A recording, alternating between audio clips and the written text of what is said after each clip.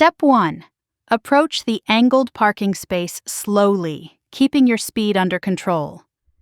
Maintain a slightly wider distance from the row of parked cars, at least 2 meters, to give yourself enough room to maneuver smoothly. Step 2. Line up the front bumper of your car with the painted start line of the parking bay. This alignment sets you up for a clean, accurate entry into the space. Step 3. Before turning in, activate your right signal to alert other drivers of your intentions.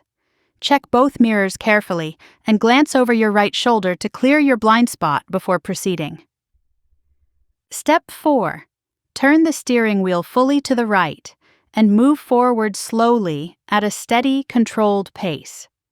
Step 5.